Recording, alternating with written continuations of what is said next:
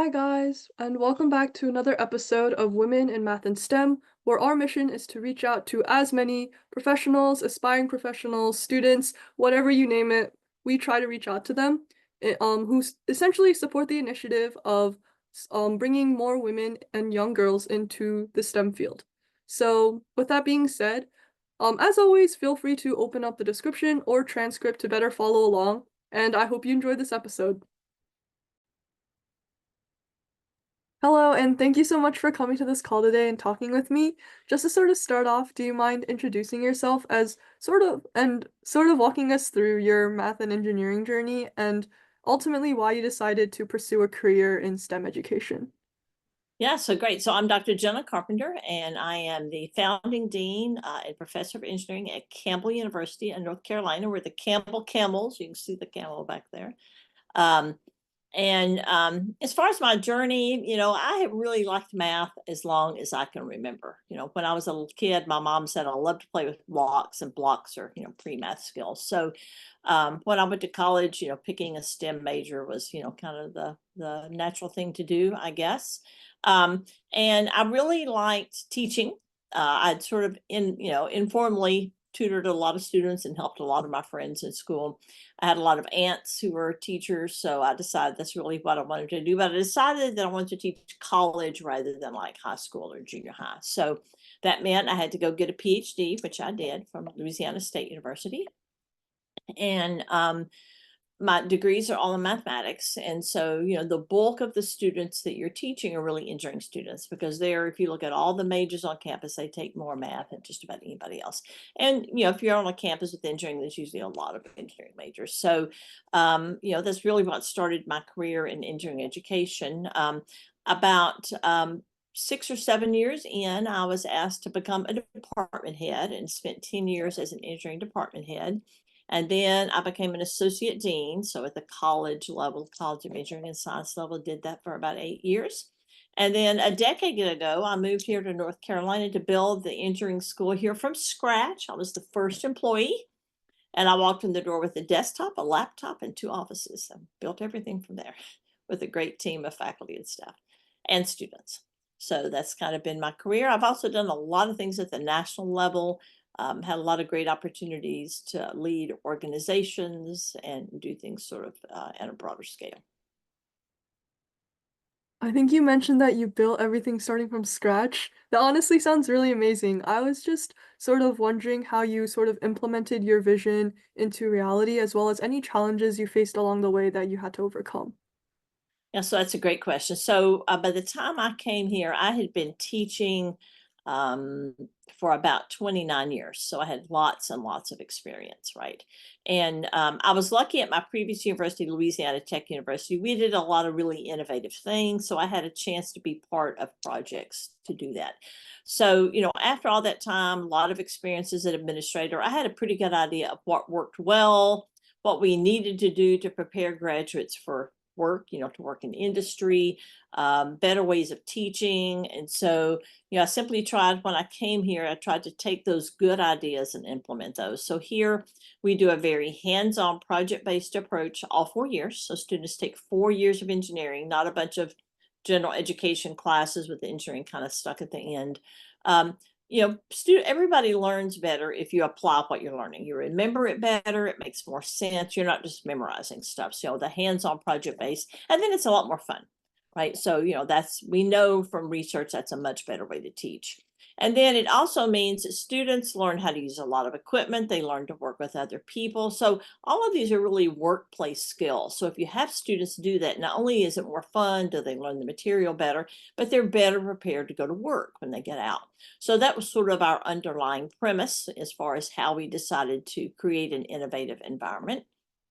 And then strong believer in service and professional development training. So our students do a lot of that outside of class.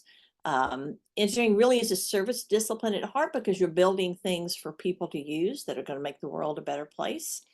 And so we emphasize that a lot. And even with all your classes, a lot of things that you don't learn in class that really help you be a more effective employee or person, right? So we do a lot of professional development training, from things like a dining etiquette seminar. So you learn how to have a professional meal with other people, where you've got lots of forks and plates and knives and cups, which maybe you don't know, maybe you've not had that before.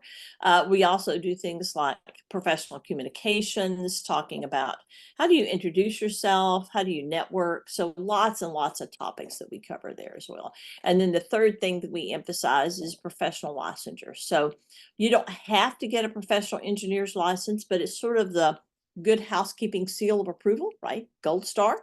And so we encourage our students to do that as well and support them in that. As far as challenges, building a school from scratch is a lot of work. Um, there were days in which I thought I should have had a cot in my office. It would be way easier because I'm up here all times, and I'm still up here a lot. I'm going to be at work tonight until about 8:30 or 9 o'clock, and I'll be here tomorrow that much as well. So it's a lot of work, but it's also a lot of fun when you're doing things that make a difference, that people get excited about. You can see the impact. It's a lot of fun. So probably the biggest challenge was just doing it, getting it all done, right? We did some really innovative things in the space that we teach in. So we created what we call class labs. So lecture and lab, same room, same time, same space. And I'd done a little bit of that, but I'd never done that like with every class you teach. But we had a really good team of faculty and staff, and looking back, I think we batted about a 95%. There's very little that we did that I would change, even if I could. I think you also mentioned that engineering is sort of like a service to the world, and I was just curious about how you guys adjust or maybe change the curriculum since the world is changing, and how that sort of plays into how your students learn year by year. Yeah, so that's a great question. So AI, for example, has come on board, right? So we now have an AI course. We developed that a couple of years ago. So, you can always either take content or new courses and edit that. But because students can go work in all kinds of things all over the world, we literally have alumni, lots of places in the world. And there's so many companies you can work for and many things you do. We couldn't possibly teach students everything. So with our project-based curriculum, if you're going to do a project, you don't know everything you need to know about that. So you've got to go do some learning on the side. So we call that learning how to learn. And so one of the big things that our curriculum teaches students is, how do you learn? If you've got to do something, how do you find enough information to be able to do that? Because that's really the skill you need. Even if I taught you everything you needed to know today, as you pointed out, in a couple of years, there'd be something new that didn't exist. I couldn't teach you today, right? So one of the ways you sort of provide insurance, if you will, or help students, is making sure they learn how to learn. And so projects are a great way to do that. And then they're in a good position because they will have to keep learning their whole life. The other thing we do is we provide a good, strong core. Some programs super specialized students, and that's not a good idea, because if you have a very narrow base, if technology changes, that might not be good anymore, right? I mean, for example, we don't use a lot of floppy drives anymore, right? You're used to in computing, right? So technology can change, and so if your expertise is narrow, then it can move away from what you know. So we provide a pretty good broad core for all of our students, because everything tends to be built out of the basics. Now, you might put them together differently to create something new, but it's not like there's new physics or new math that comes along that we haven't had. So that broad core also prepares them a little better. Great question. I was also just wondering if there were any particularly memorable projects that you participated in or your students participated in that were good examples of like serving the world or like solving real world problems. Yeah, so that's a great question. So there have been a lot of them. One of my favorite projects, we had a team. So our first year students have to pick a problem that bugs them or somebody in their world, and they have to come up with a solution that is not on the market. So it can't be something that you could go buy. It has to be different. So one of the ones I loved, it was a cart that would hold your trash can, and you could drive it to the curb with a remote control. Well, that would be really cool. If it's pouring the rain, do you really want to walk your trash? No, right? So if you could just drive it to the curb and then drive it back at the end, or maybe your grandmother, maybe it's snowing outside and it's not a good idea for her. She could stand in front of the living room window and drive that trash can out there and back, right? I bet you can guess what somebody on that team has been doing most of their life. Yeah, taking out the trash for their family. So they knew this was an issue and there was nothing out there. It was a really cool idea. We had an athlete, so she does shot put and discus, the big metal balls and discs that you grab and throw. And she said when you're practicing early in the morning in like January, those metal balls and discs are really cold. So it's really hard to hold them up against your neck, right? It's really uncomfortable. So her team created this big suitcase and they made a plate and custom cut notches in it to hold the balls or the discs. And then with their engineering knowledge, they wired it so that the metal would heat. And so you could put them in there, plug the suitcase in, and then when you go out on the field, everything's all warm. Ah, feels good hooking up to your neck, right? So everybody that does shot put and discus, and probably the whole United States, that would be a good thing to have in the wintertime, right? Except it doesn't exist. So when you have students solve problems that they're familiar with, they come up with really good ideas because they have a good understanding of what they are. So those are a few. I could name many, many more, but those are some cool projects. Sounds great. I was also wondering, looking like into the future, do you have any immediate goals or objectives for like the engineering school or like your engineering students?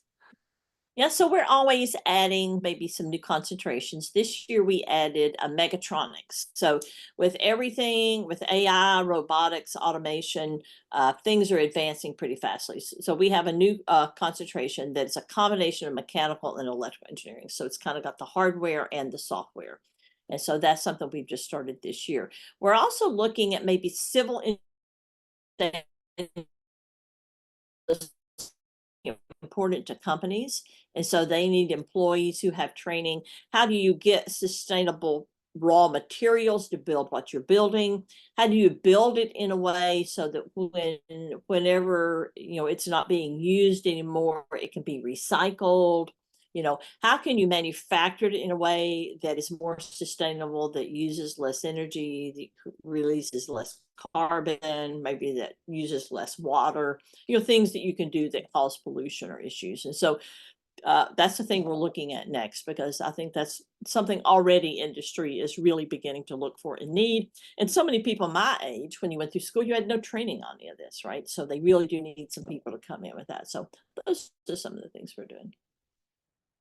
Sounds good. I was also just curious about your thoughts or like the school's thoughts on how inclusion and maybe cooperation plays a role in terms of engineering and whether or not that affects your students. Oh, it's huge. We work really hard from day one with our student to create an inclusive community. So, research shows that if a student comes in, they can be really smart and very capable, but if you don't feel like you belong, if you're not accepted, if you don't have a community of faculty, staff, and students around you to support your success, then people aren't happy, they aren't as successful, they'll leave, right? So community and support are just absolutely huge. And of course, when you go to work in the world in a company, you're going to work with all kinds of people, different ages, different nationalities, different life experiences. And we think about diversity really, really broadly, right? Like, people with different life experiences. I've never played pro sports, for example, but I have a cousin who has, right? So we're going to bring some different ways of looking at the world, right? And research shows that if you want to solve hard problems, you really need a team of people that have diverse life experiences. They're going to be more innovative than a team of experts. That's why those first year design projects I was talking about, those are just first year students. And that's why, they've come from lots of different backgrounds. That's why they come up with really good ideas, right? So diversity really helps it. And of course, we have no shortage of hard problems in the world today to solve. So we need that diversity. The other thing is, if you look at the US, the birth rate is declining in the US and most other developed nations in the world. This academic year, this May, will be the peak high school graduation. After that, the number of high school graduates is dropping off because the birth rate dropped 18 years ago, right? And it's not recovered. So it's going to drop off after this year. There'll be a little bump around 2033. It's going to drop off after that. It's not going to recover for the next 75 years. So if we are going to have enough engineers to make all the things that we need to keep us secure and safe, to help our economy be strong, we have got to have everybody who might remotely be interested in engineering, right? So we have got to get all kinds of people there and get them involved and get them engaged. So yeah, absolutely huge, front and center, big issue. Yeah. Sounds good. And just to sort of end off, I'm curious what sort of pieces of advice, recommendations, honestly, anything you would give to students who might be considering a career in either engineering or math in the future. So a lot of times students don't really realize the breadth of things you can do with an engineering degree. I mean, they're not very familiar with it. So I would say don't pay attention to the stereotypes out there because they're not accurate, right? So you can do almost anything under the sun with a degree in engineering. So engineering is really about design, creativity, solving problems, helping people, right? So a lot of times we recruit, people will say, well, do you love math and science? We have to do math and science, but engineering is about more than just that. It's about using math and science to solve these problems, make the world a better place and serve. So helping students just understand the wide spectrum of things you can do with an engineering degree helps. So a lot of times maybe they know one person that's an engineer or one engineering company, and they think that's the only thing that there is. So there's a ton of stuff out there. So really broadly, you can take an engineering degree and do a ton of stuff with it. And engineering pays really well. I mean, it's a lot of work to major in engineering. Is a lot of work, but it pays really well. You have lots of good job options. Most of our seniors who won't graduate till next May already have jobs. In fact, some of them have had jobs since like August, right? So lots of good jobs that pay really well, opportunity to do work that matters, that makes a difference, that's interesting, right? That helps people. And so, entering really can provide you with a fantastic career. So that's one of the messages. Don't think about stereotypical kinds of stuff that's not accurate. Realize there's a lot that you can do out there. And while it is work, it is totally worth it. Absolutely. Well, thank you so much once again. It was absolutely phenomenal talking to you. Thank you. All right. We appreciate it, Angelina. Take care. Bye.